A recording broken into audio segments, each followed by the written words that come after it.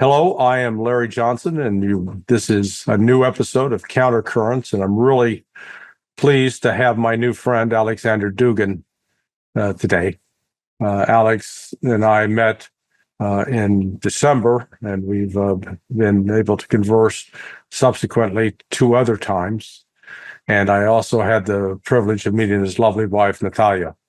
So, Alex, thanks for doing this. So let me tell you, what I want to do today is get your story out there, because you're described as Putin's brain in the West. You've been a victim of sanctions, and yet, from what I understand, President Putin is not calling you up once a week to say, "Hey, what do you think, Alex?" How did you get that designation as Putin's brain, for starters? So, I think that there are two levels of the vision of modern Russia. So, on one side, on one level, there is Mr. Putin and his logic of political acts and steps and decisions. That is very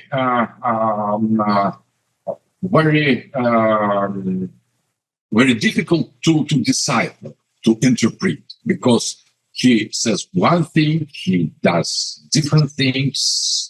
So he has no clearly defined ideology.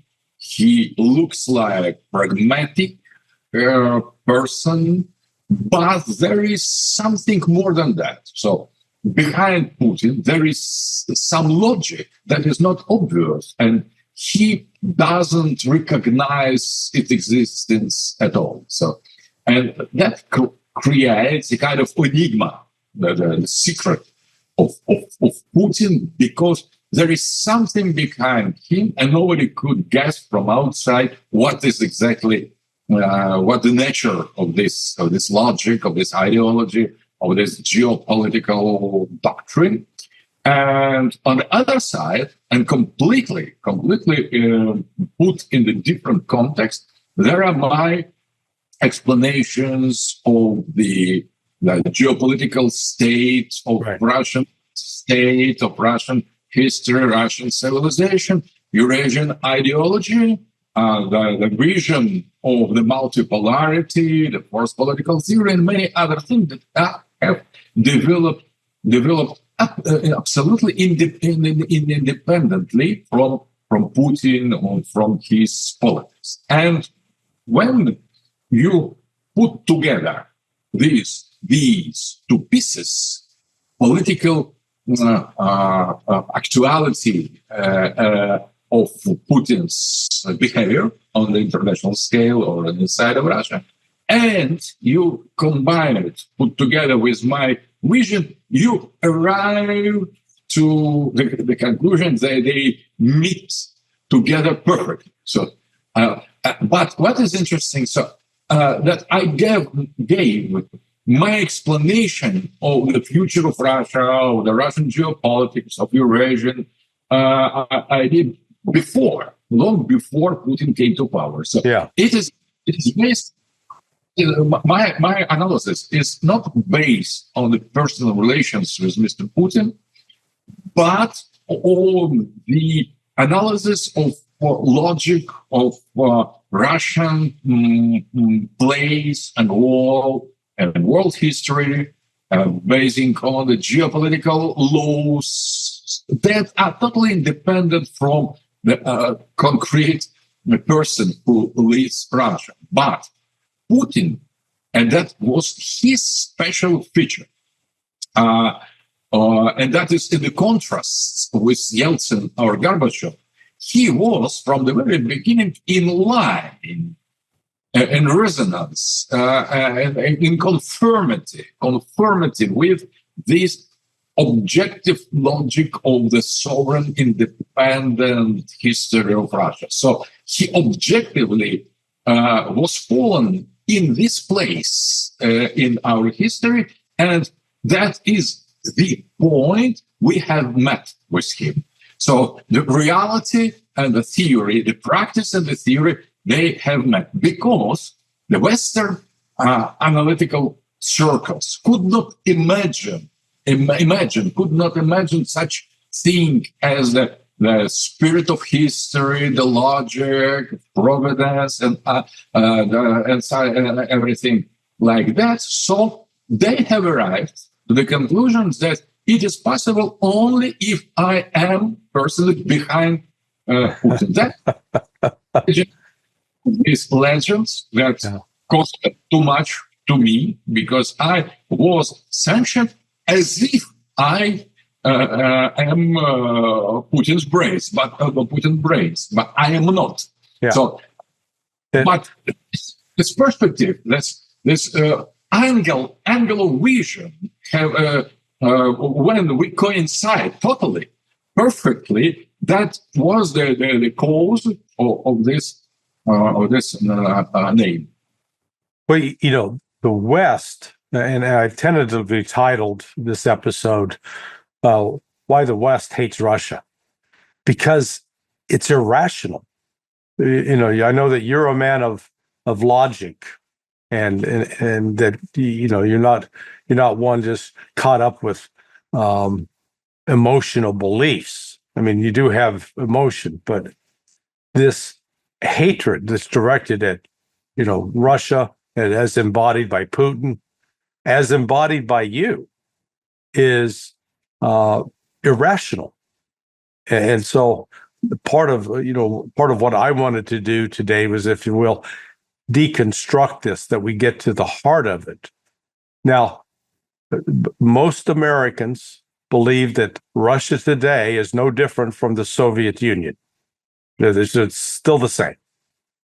And you and I'm a little older than you, but we grew up in the same era, born in the 50s, growing up in the 60s, 70s. So you experienced the Soviet Union as a child, as an adolescent, and as a young man. Explain to people what that was and how you reacted to it.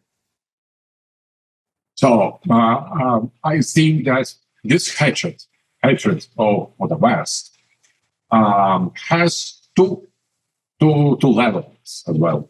So first of all, we belong, the Western Christian civilization and Eastern Orthodox Christian civilization will belong together to the same roots. So at some moment in the history, we share totally the values, the vision, the religion, the state, the ideology. And after that, we have this unique Christendom, Christianity. The Christian empire was separated in two branches. For the certain point, we were more or less equal. But after the fall of the Constantinople, of the Byzantine Empire, the West had the impression that the Western Europe, Western Christianity is the only heir of the previous periods. And nobody remarked the existence of Orthodox Russia that pretended to be the heir of the Byzantine Empire, the second branch of Orthodox Christianity. In the eyes of the West, that was just the very marginal elements. And the growth of this alternative Christian civilization, Eastern Christian civilization in the Russia, was a kind of bad surprise, evil surprise for the West that felt itself alone as the unique and the only continuation of the Christian Middle Ages, classical Greco-Roman cultures. And there appears something on the scene who pretends to be the alternative version of the same. That was a scandal, I think. So, and the West, after being recognized after recognizing Russia as this heir of Byzantine civilization, started to react again. Because in order, that was the very more or less mild reaction. So please stop, let them put in our context. But step by step, Russian civilization, Orthodox empire has grown, and that war grew. And step by step, it became some alternative. So that was the challenge for the West. And I think that the roots of this hatred and the beginning of the great game between England, Great Britain, and Russian Tsarist Empire, precisely in the historical moment, was in that situation. So the West has finally remarked something on the East that was not Oriental, that was not China or India or some exotic or Islamic world. That was just Christian, Orthodox Christian world that should not exist logically, because Byzantine Empire was over. So something there should be nothing, but there is something instead of nothing. So, and that was the Muscovite Empire that created a kind of challenge. So that was pretension to heritage of the same civilization, and it should be somehow dealt with. So it should be put in its place or better destroyed. So I think the roots of this hatred was there in the beginning of the Great Game, and the Soviet Union was the just next ideological formation, totally different by ideas, values, and premises from previous Tsarist period, but the same geopolitically. That was another alternative civilization, pretending to be alternative West. So it was real East. Real East was China, real East was Islamic world, India, but that was the West challenging the West itself. So I think that was very important, how this hatred was replaced to Soviet Union. That was considered to be geopolitical civilization pair, and that lasted after the fall of the Soviet Union. In this, and this same attitude was chosen by the West in front of Russian Federation. Smaller, bigger, but in the core, the same, the bearer of the same alternative identity, of the same challenge. Personally, myself, I grew up in the family of the Soviet normal people, but I never was Soviet. From the very beginning, I have discovered conservative values, conservative ideology, the Christian faith that was prohibited, by the way, in the Soviet Union. And I was dissident. I grew up as dissident against my family, against my society, against my state, against my Soviet civilization, defending traditional values, defending faith, Christianity, sacrality, or defending empire against Soviet Union. But when the Soviet Union has collapsed, I have discovered all the historical dimension of our relations with the West, and I started to promote universal vision of our identity, Russian identity, putting together and not opposing Soviet identity against Russian Orthodox Christian. I am on the side of the Christian tradition, families, sacred values, and so on. But I think that in that sense, we could find something in common with the West, but not with the modern West, but with some traditional West. But the last point I would like to to emphasize is that after the fall of the Soviet Union, there was the growth of the globalist attitude. The West has decided that the West has decisively won the battle, the Cold War, and now there is only one pole. There is only one civilization. There is only system of values, but this time not only just Western, but modern or postmodern liberal Western globalist values. So that was not only against us or against other not Western civilization, but this time the victory of the globalists signified as well the victory over the past of the Western society, over the victory over the traditions, over the values.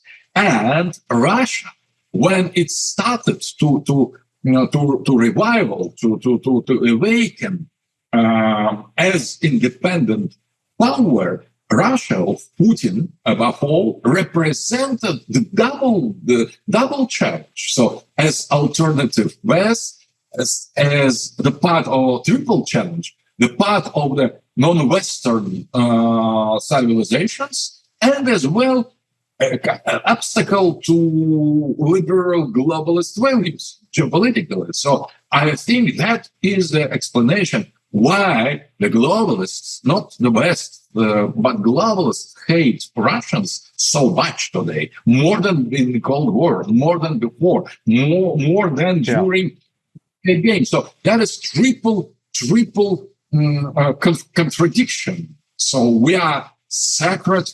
We are in the defense of the sacred values. We are in favor of tradition. We represent ourselves as alternative Western, that is important civilization, and we are the main obstacle to globalization and unlimited power of the globalist elite. In that sense, we are pure evil for them, not for West in its in the complex structure, not the West as identity, but for the modern globalist elite, for that Trump has called the swamp. For the swamp, we are enemy number one. Yeah, the thing I was both surprised and impressed when I visited Russia, both the first and then, fortunately, 2 subsequent times, is the power of the Christianity, the religious.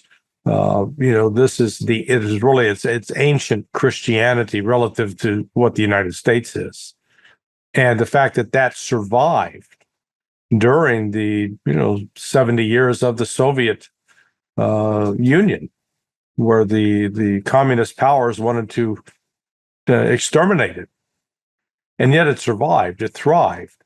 And but I also see that Russia has a unique characteristic that I don't find present in my society, in the United States. And that is, it has found this formula where it can be a predominantly Christian country, but coexist peacefully with Islam and with Judaism and with the Eastern religions, that there's from the Russians show a tolerance and an openness without abandoning their Christian faith. How does that work? So that is important as well in that case to come to the roots, because if we consider the liturgy of the Orthodox Church, that was based on the permission to translate the liturgy in the national languages. So there was not they not clung to Latin as the liturgical language, but from the beginning, Orthodox Church started to pluralize, to multiply this linguistic approach. So when the people accept that Christian faith, they could glorify the God based on their language.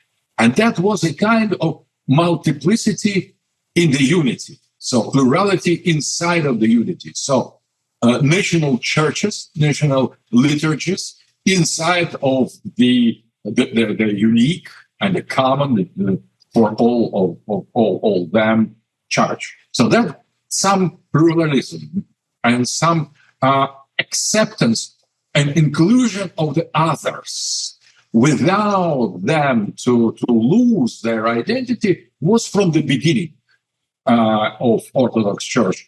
And in Europe, that has arrived only with Reformation, with Protestantism. So liturgy was translated, the Bible was translated by Luther, was introduced much later. And from the beginning of Orthodox Eastern Christianity, that was already the case, already the rule. And that was as well after applied to the other religions. So we were strongly devoted to the Christianity, to our church, but we gave the possibility to be other, to other people. So that is inclusive otherness. So we consider the other as other, not like ourselves, not worse as ourselves, but we accept that we peacefully coexist with others and not trying to convert them. Right. We propose to them to join Christianity, but we don't impose on them the necessity. So that was not linear logic. So that was a kind of attractiveness. So we attracted the other, but if they were hesitant or reluctant, so we let them be. And we have preserved precisely with this method such numbers of people and faith inside of the Christian empire, Christian state.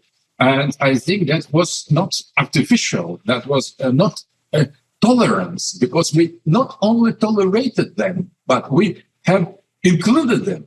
So we treated them as equal, being different. So that, I think that was precisely our way. Maybe it is due as well to Christian Orthodoxy and as well for Mongols, because Chinggis Khan, Mongol, the chief emperor of Mongols, he preached that you can kill everybody except the priests, and not important of what religion. So if you are paganist or Nestorian or Buddhist, or Muslim, you should accept the other traditions and religions and sacredness in spite of your own. So that was as well relations of the Mongol rulers toward Russians, because they never tried to impose on us Islam.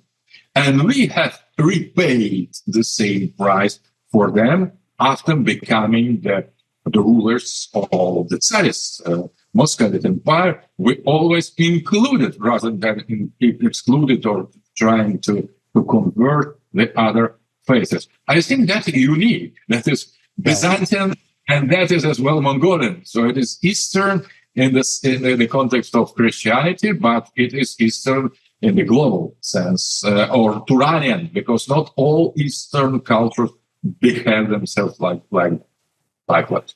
But, I think Russia really is in a position to set an example and maybe to teach the world something that the world needs to learn in terms of how to live with other cultures, other people.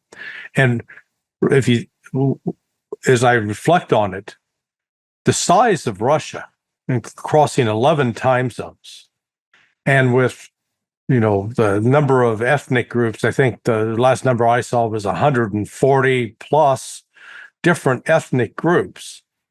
In a way, Russia is a microcosm of the world because it is, let's call it one land, multiple peoples, but able to find some way to live together harmoniously within society. Now, I'm not trying to say that there were never problems in the past, but what I'm looking at today is, despite the efforts of the West to sow division, Russia is more unified and seems more clear in its purpose of trying to actually promote the Christian values, if you will. Yes, exactly. And that, yeah, I agree with you that not always we were like that. Right. We had in our history the moments of betrayal of such attitudes. With the Peter the Great, we started to make pressure on Caucasian people and some of them on Muslims in the Caucasus, and we pushed them out of Russian Empire. Or in Soviet Union, we started to apply to everybody a kind of internationalism in narrow sense, and that was violation of this Eurasian attitude, the normal attitude. But I agree with that in the ideal aspect, it is the best solution for how we could organize the world. Unity not necessarily should reject the multiplicity. So we could consider and conceive that the different people, different civilizations coexisting peacefully in the united humanity, but united precisely on the level of the spirits, on the mutual acceptance, on the basis of the mutual exchange of ideas. And that is totally the opposite concept of that liberal globalists try to introduce now, because they say, if you like me, so you are accepted. If you disagree with, for example, woke agenda, gender politics, LGBT, something else, so you should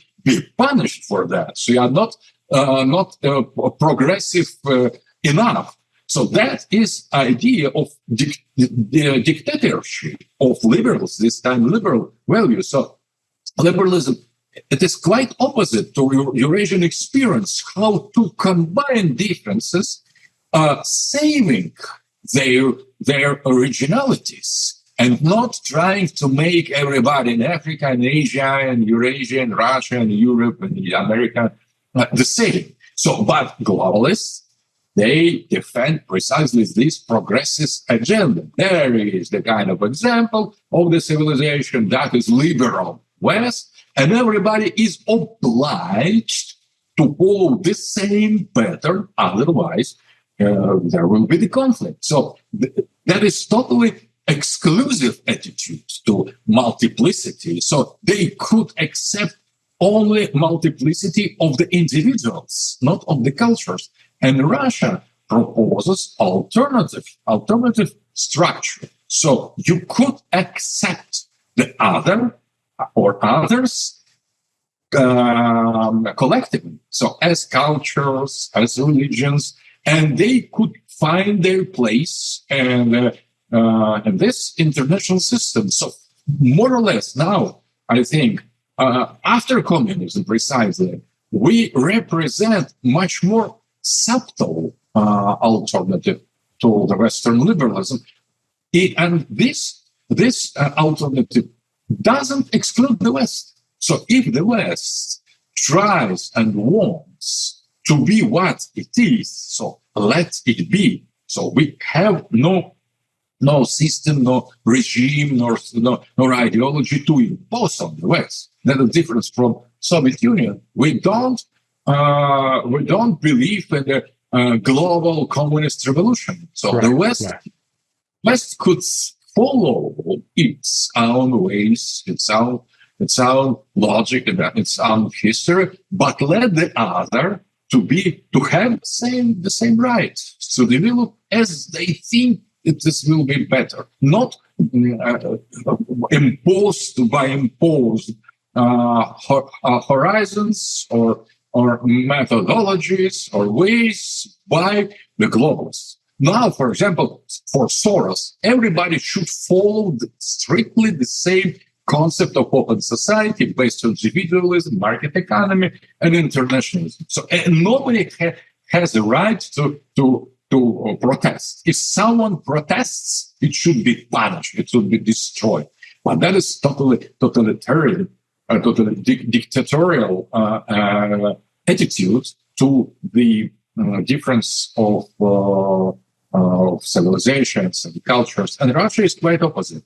Maybe we are not always at the level of this ideal, and we should criticize, and we are criticizing ourselves to betray this great ideal of how human society should be organized, basing on the unity on the top and the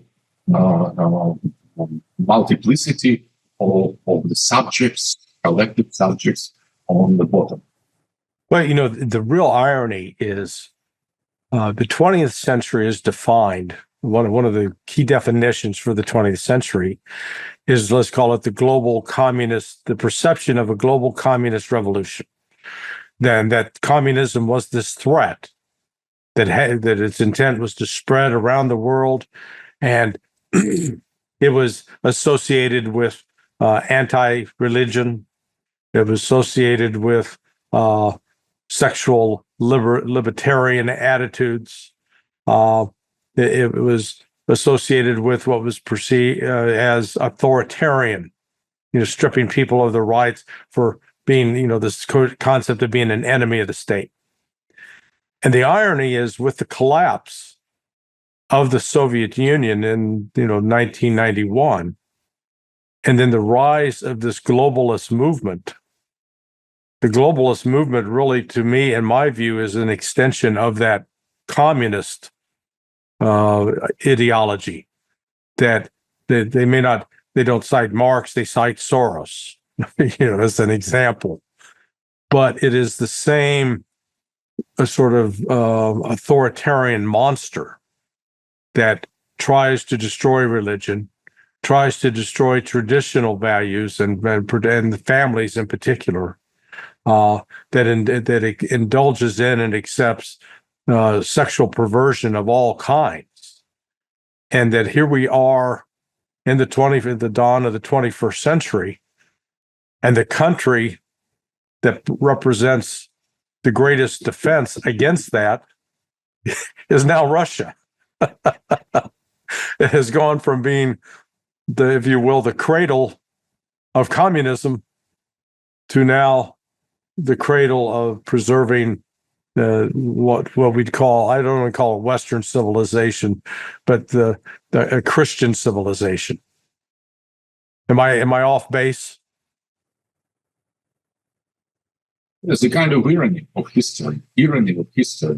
So we were the alternative to the traditional society, and now we are the main number one defenders of these traditional values. So that is a kind of the irony of the history.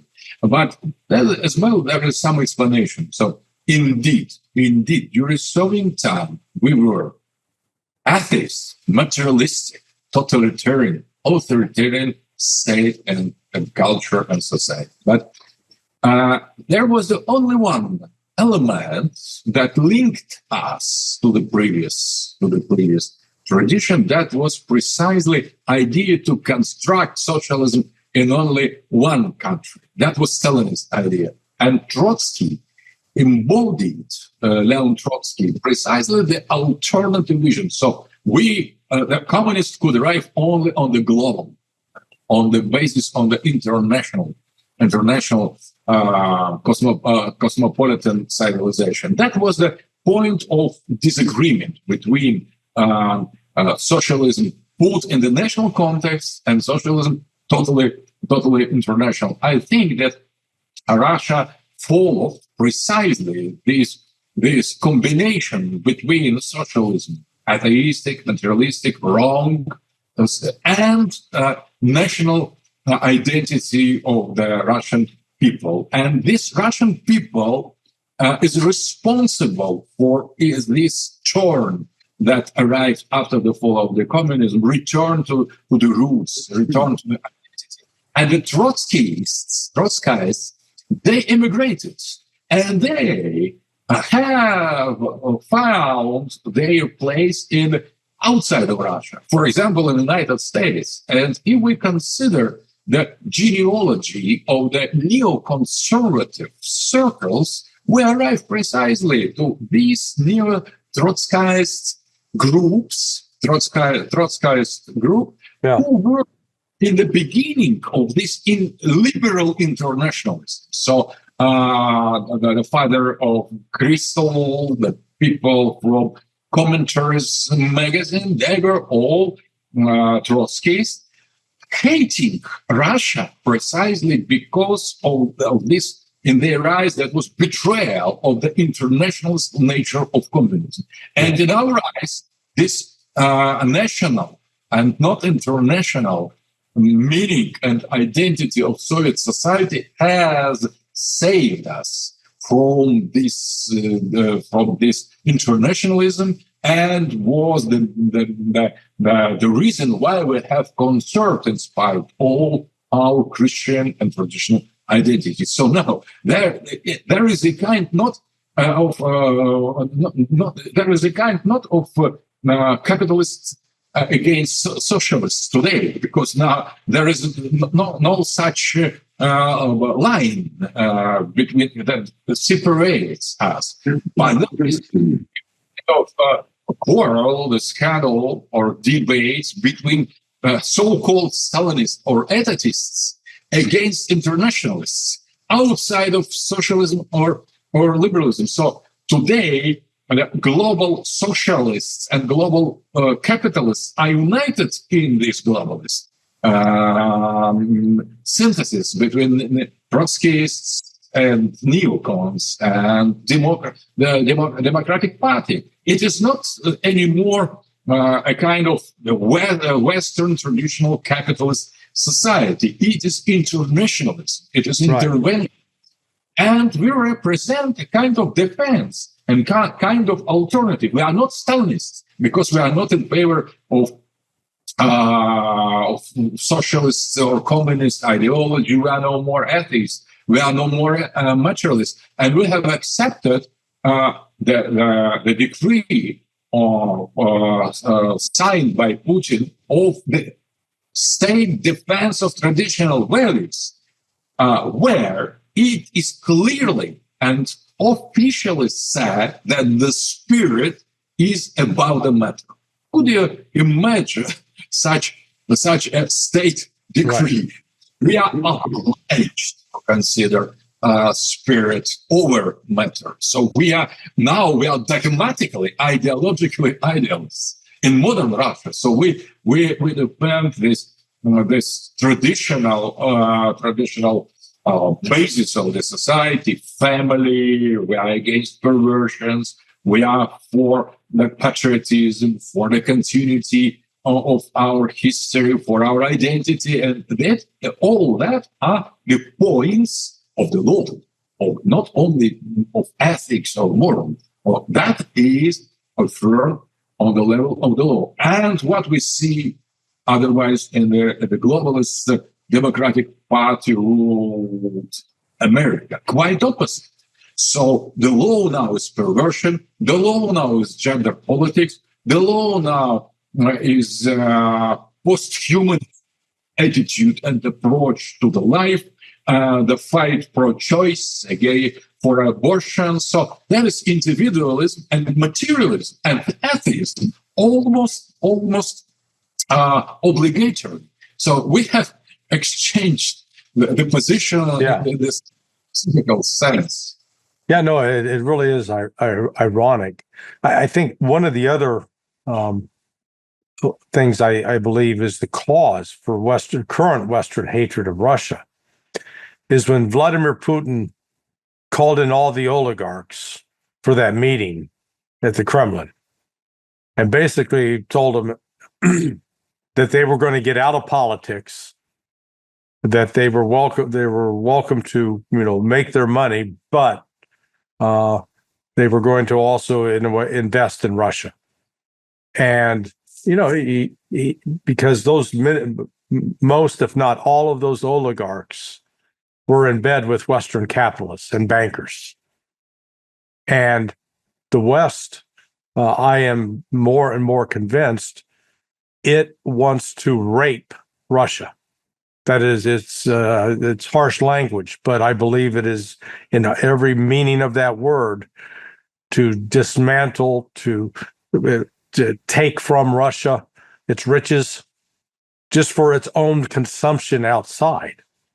And that is when Putin aligned himself against that. That was the unpardonable sin for this Western oligarchy. What do you think?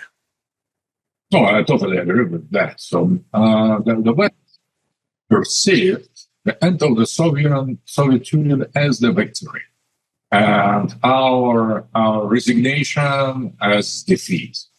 And that was the kind of affirmation or confirmation of the unique rule of the West over the rest. So there was no alternative anymore outside of the West. So the West was the unique master and globalist agenda, globalist oligarchy, the global oligarchy, the global world government, so-called world government could dispose all the richness of the other countries and peoples, because everybody has a kind of signed this the treaty of the defeat. So everybody has recognized liberal democracy, market economy, ideology of human rights, and the leadership of the West. So, and the West, in the unipolar movement, has accepted this role. So that was the kind of not only global leadership, but the ownership of the planet. Nobody dared anymore to protest, to speak something against that. That was the meaning, the essence of the unipolar movement, or so-called the end of the history by Francis Fukuyama. So moment of the global domination West. And global domination, that is the origin of the word globalism. So global domination, global dominance of the West, full scale dominance in any aspect, and the de-sovereignization was the logical result of the consequence of that. So if there is only one power in the world, the Western, the collective West, the West as the center. So everybody should accept that, should follow orders from the West. And when Putin started to revise this, to challenge this balance of power, that was the kind of insult, the kind of challenge. Right. And I think that the globalists now is confronting with this rise of the sovereignties. And the West, the globalists started to destroy the sovereignties of European states and the Western traditional national states. But now, so the question of sovereignty was brought back by Putin, by Xi Jinping, by China, as well to the West. So, and then I think that is phenomenon of Trump and Vance more than Trump. So, restoring the value of sovereignty.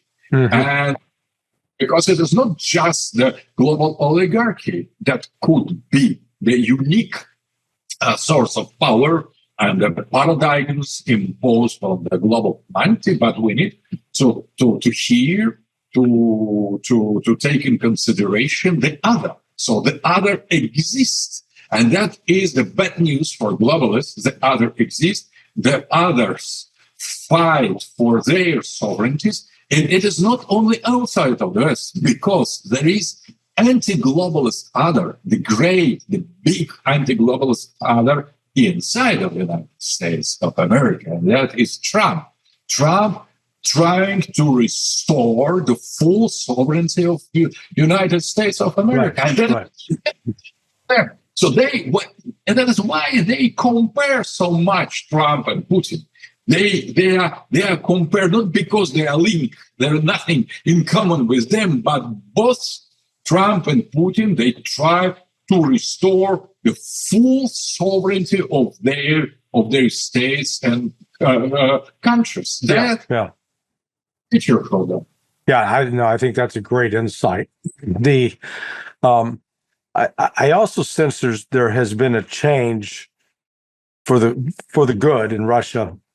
I remember back in 1981, when I was teaching at American University. I taught in what was called the Washington Semester Program, and as part of that, I was working my PhD at the time, and the Washington Semester Program, we do 3 days of seminars, and those seminars would consist. I would line up speakers. So, for example, we did CIA Week, and I had Seymour Hersh come in and talk to the students. And I had William Colby, the former director of the CIA, who ironically had been one of Cy Hersh's sources. But we went down to the Soviet embassy. And I do remember that I don't remember who we met with, but I do remember they were very defensive. And what I mean by defensive, it was it reflected an insecurity on their part. So, for example, when we were talking about the SS-21 warheads and the Pershing missiles, and the Soviet diplomats was, well, we've got that too, but it was in a very defensive way, like, we're that as well. What I sense now is that Russia no longer feels like it needs to ingratiate itself with the West, that it's able to stand on its own. In fact, that it may have been foolishly pursuing wanting to be liked by the West, and recognizing that maybe having that relationship with the West really is not a good thing anymore. So I agree. It's Russian, so very huge change. So I agree. We were dependent on the West. We try to compare ourselves, our level of development, right, the West. And now, what is interesting, out of the start of the special military operation, and our government was a kind of debate. What we should do now? Either to imitate the West, to continue to imitate the West, but with some special ways, avoiding direct relations through the third countries, try still to have the same technologies, the same materials, the same goals as well of economical development, or to find the center of the weight in our own civilization. And that was seriously discussed just after the beginning of the special military operation. And I think that, and nobody spoke at that time about to return to the global economy. So nobody. That was already out of the questions. And now I think that first of all we have accepted a kind of replacement of the West and to find the way to cope with the West through indirect relations. That was still to try to imitate the West, but not with their direct relations, but with the help of indirect relations. But the alternative opinion started to prevail. So that is the change. And this alternative opinion is that Russia should rely on herself, on our own, not only the methods, but the goal. So we are not on the same line of progress. All independent civilizations have their own goals, their own time. And I am I have enjoyed very much the ideas of G.D. Vance when I have read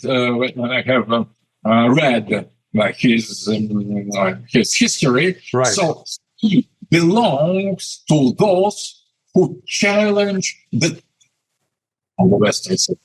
He is anti-progressist in the liberal sense. So he considered that there are the plurality of time and plurality of goals. So we could follow this way or other way. And one way will be degradation and the other progress being in the same time in the future. So the time is not mechanical way. It is the concept of decision. So I appreciate Mr. Vance's acceptance of the plurality of time.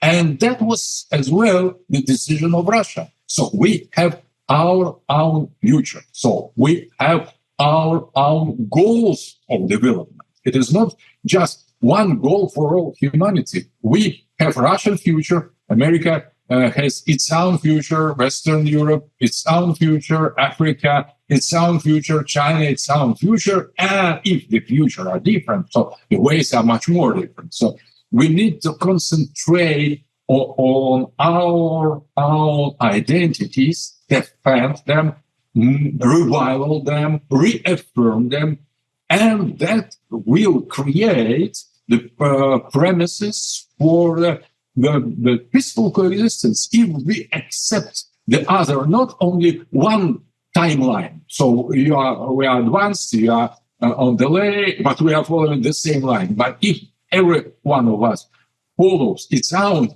timeline, so that is totally different. I think that the key for that understanding of multipolarity and the future is precisely here. So multiplicity of times. So right. Time belongs to the civilization, and the ideas and the most of ideologues that have influenced Vance, I think they precisely about that. Dugin, Dreyer,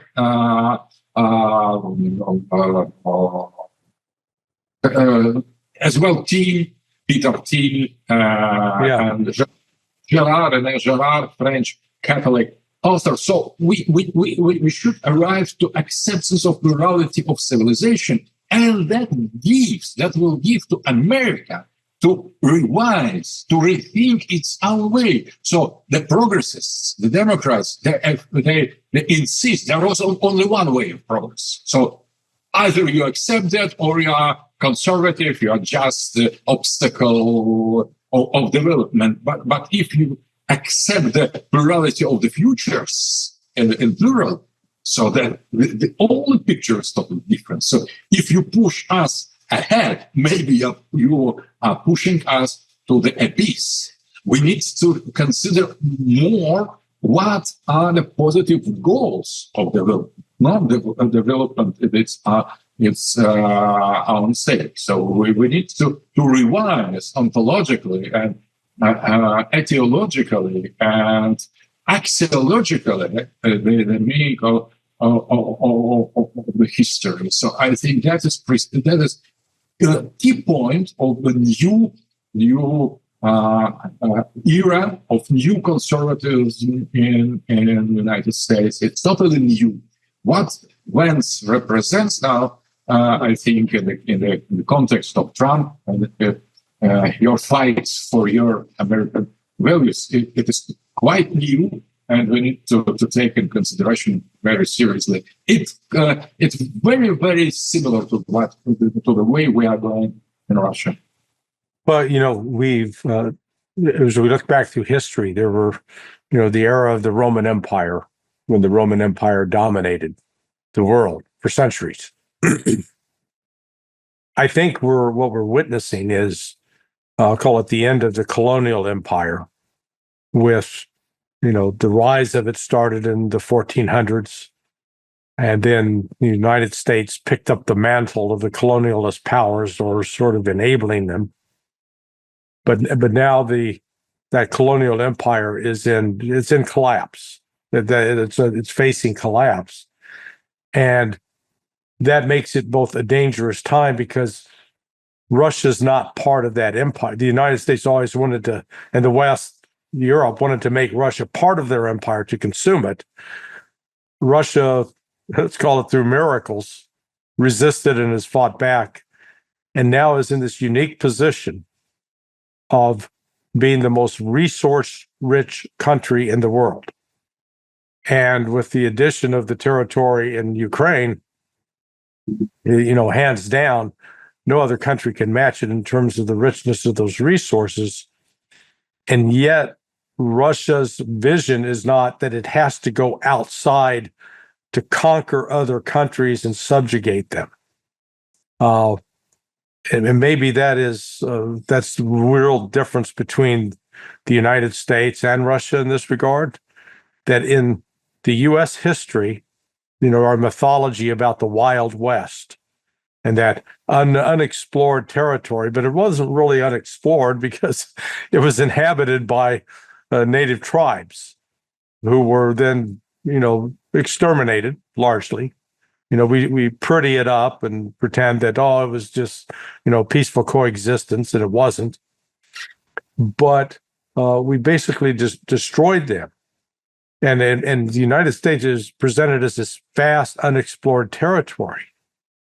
Yet in the world today, the one country in the world with what I would say is vast, unexplored territory is Russia, with the Siberia, and it really boggles my mind. So I guess I'll close with this question to you. How will Russia navigate this collapse of the Western colonial empires?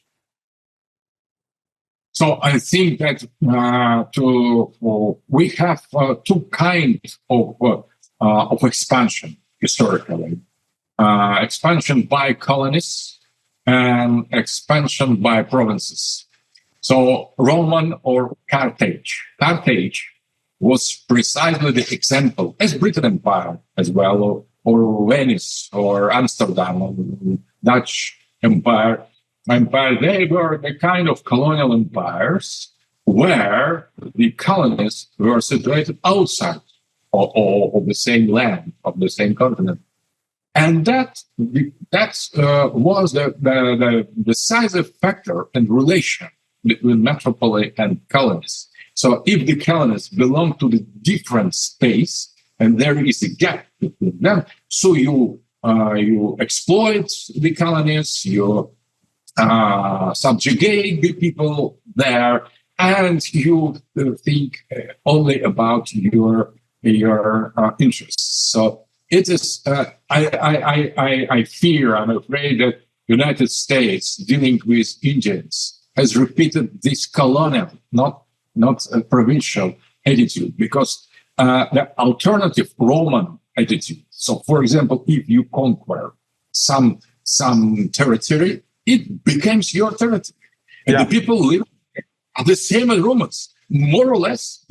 So, and finally, they will receive their citizenship. That was the case during Caracalla edictus in Rome. So, not now, but with time they will be assimilated totally, and they will be dealt with as if they were the same populations. So, and this continental way of provinces, it is totally different than colonies. And interesting that Spain and Portugal, they behave themselves as provinces. They consider vice regency in Latin America as if they were the continuation just of their territory, and much more Russia, because Russian expansion was precisely based on this principle. So we include,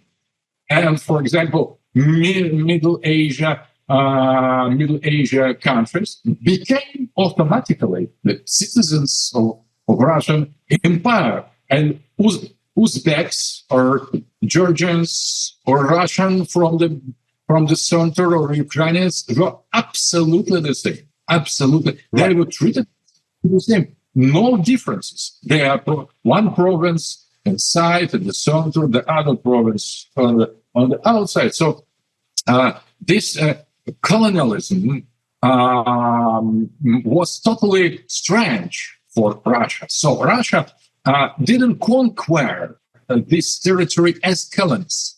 So that was as expansion of the provinces. And I think that is a great difference. But when we included these provinces, strategically they became the part of the whole state. But at the same time, they saved, they conserved their own features, their own cultures, beliefs, and so on. So they conserved their identities inside of this united version. And I think we could say that colonial imperialism was a mistake, was a wrong way, but natural expansion, including the other and some strategical unity, has proven to be much more normal. So now I think we could apply that for the future, not only pre-Columbian era. So, for example, there is a kind of natural expansion of the United States in Canada, or for example, in Mexico, not necessarily military ways. So you could cooperate with them. You could include their economy, their society, measuring the risks, the threats, and the profits of that. So not necessarily expansion for its own sake. So you could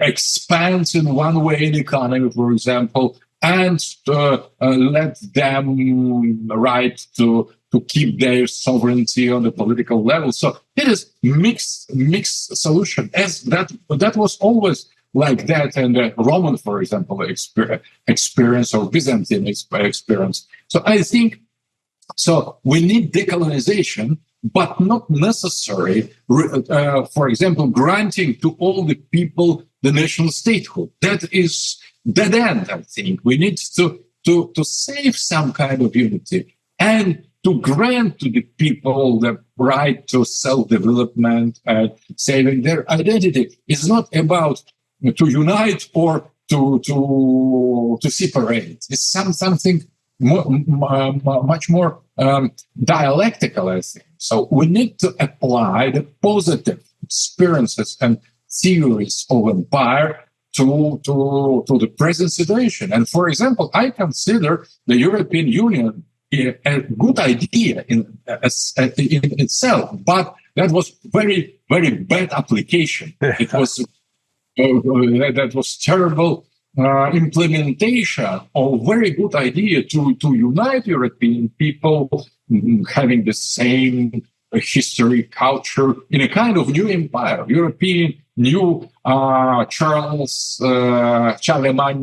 empire. That was on the Christian values, on the Greco-Roman heritage. That would be great. But starting from economy, starting from this liberal anti-values. So I think that was wrong decision to make, but idea was good.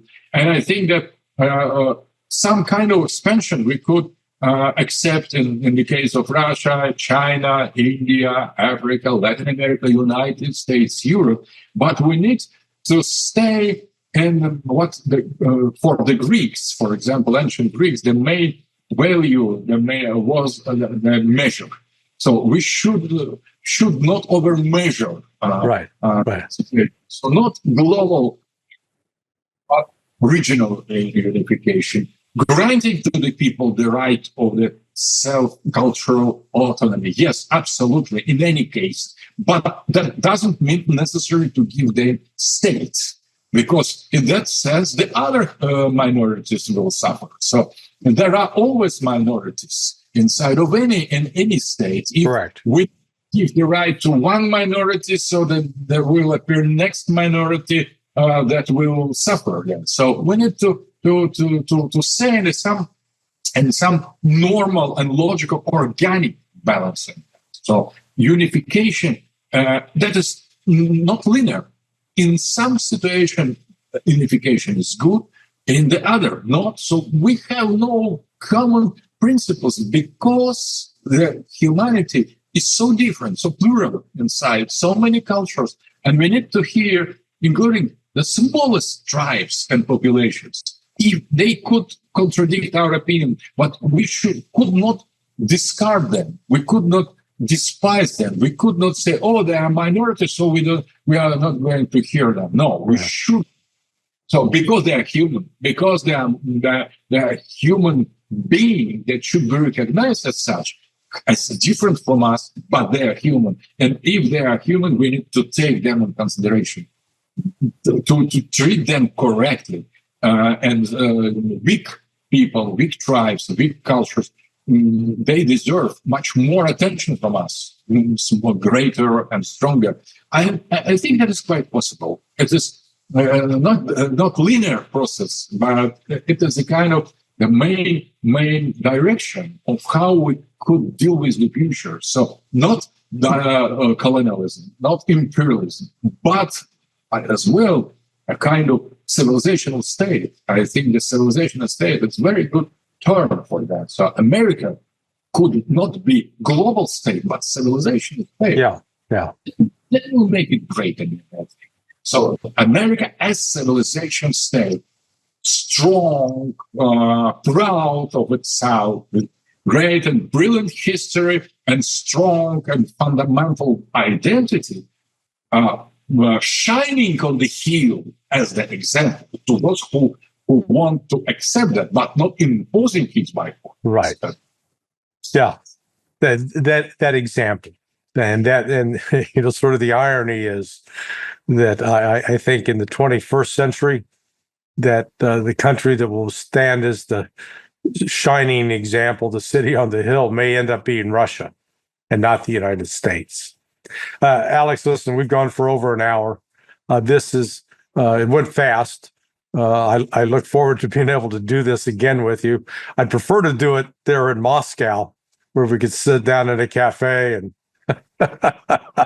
have a great conversation. But I thank you, and I thank you for the courage you and your wife demonstrate, and that it is. I regret that you have been persecuted by my own country because it's unjustified, it's unfair, and you're a man of ideas, and your ideas, I think, give us some hope for the future.